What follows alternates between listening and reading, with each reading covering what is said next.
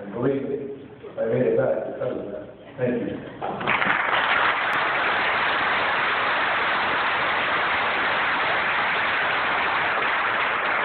To dovetail into that question, what qualities as a Sun Devil, as a player for Frank Kush, as a college football player, do you think served you, that you learned here, served you well in your career in the Marines? Yeah, what matters is character. You learned that from Frank Kush when the first day you met him. Life is about, football is about, that next play is about character, and believing in serving your country, life is about character. For sure is. Share with us your reflections on your team today, ASU, 64 to 66. We had some extraordinary talent. I played with the likes of world-class sprinters and Travis Williams, Charlie Taylor, Tony Roy, Jared Smith, Curly Call, really kind of legends in ASU football, in diversity, in skills, John Jefferson, Drew Ben Hawkins, guys who were beyond almost description in some of their abilities to do things.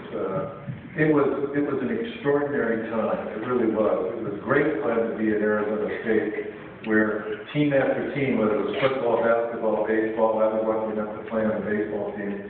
They were winning College World Series. We were kicking Washington State University's butt while they were on the way to the Rose Bowl. They never made it. We beat them. Anyway, it was an extraordinarily vibrant time in our country's history, and ASU was on the cutting edge of that. It was just wonderful to be here. John, it's great to have you here today. Thank you. Let's talk down to Danny White. Danny, John was talking about his experience playing for Coach Kush. Think about it. Danny played here 3 years and then 13 years for the Dallas Cowboys. Played for 2 coaches, basically, Frank Kush and the iconic Tom Landry. Share your thoughts and reflections on those two. Well, two great coaches, no question about it, with very similar goals but a very different way of getting to those goals.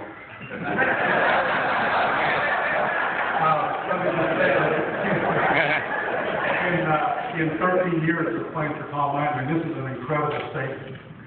I've never heard him raise his voice, not once. I'd like to be able to say that about Coach Kush. But there were a bunch of guys, and we are as close today. That group who played with me in the early 70s are as close today as we were then, thanks to technology and the internet and email. Those were development years that he was. I can tell you personally, he was exactly what I needed to turn a skinny baseball player from Mason, Arizona, into a football player. And I know I speak for a whole generation of ASU Sun Devils that feel like he was not only the difference in them as football players, but he was the difference. Made a huge difference in them in their lives as husbands, fathers, businessmen. Because looking back on it, we didn't feel that way at the time. But it's amazing how things are 2020 in the rearview mirror, and you look back on those years and what an incredible blessing. That's a strange word to use. What an incredible blessing he was to everybody who played. Now, those of us who stuck with him and stayed up for him, believed in him, believed in what he was building, went on to serve us very well. Blessing and Frank Kush in the same sentence.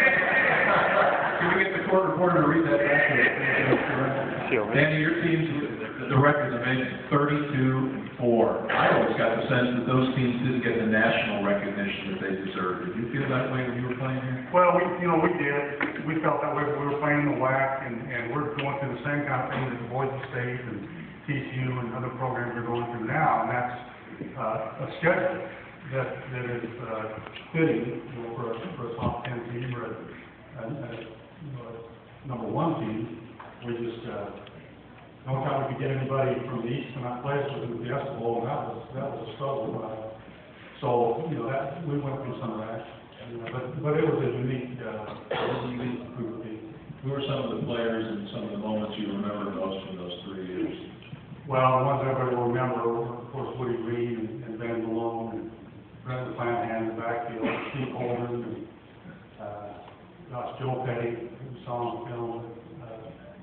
But the whole line, you know, for me was the key, and you know, Steve Matlock and George Andrews and guys like that up front that really led the forces. And so great bunch of guys that I will never forget.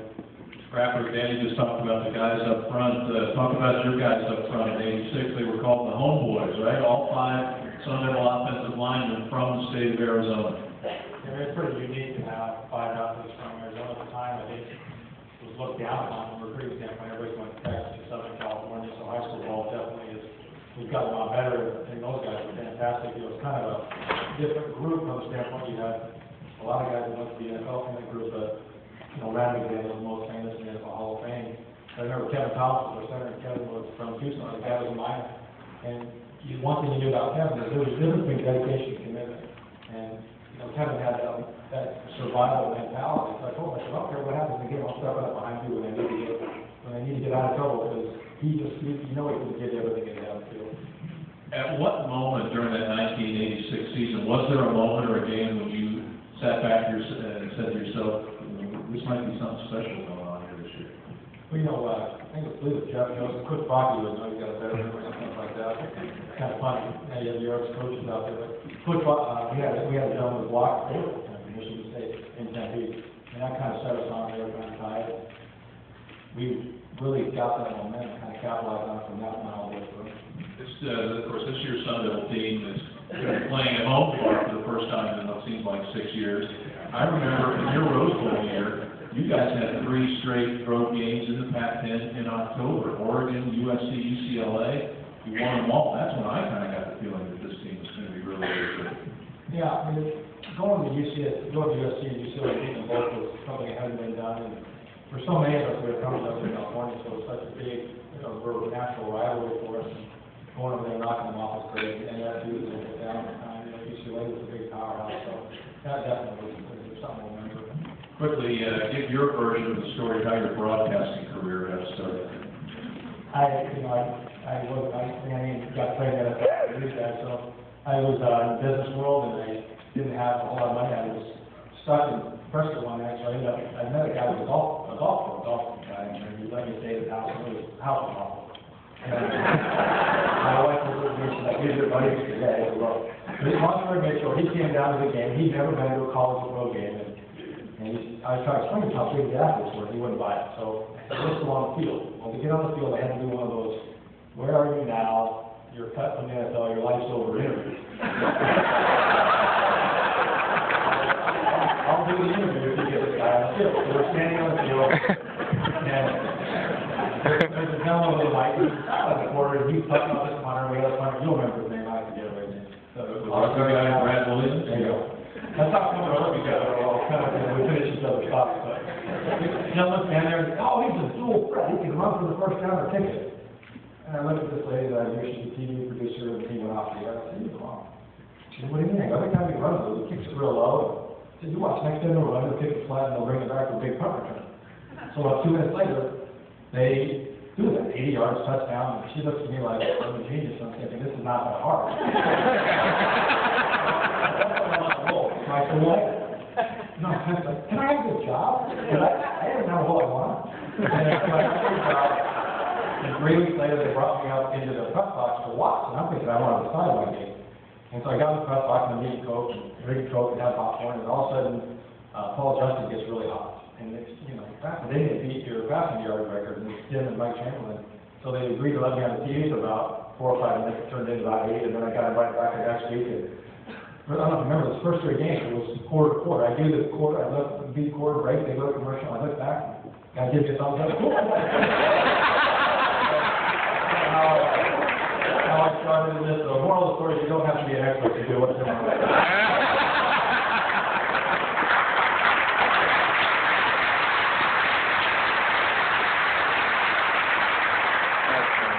hate to break this to you, Rapper, but you've been on a quarter-to-quarter basis.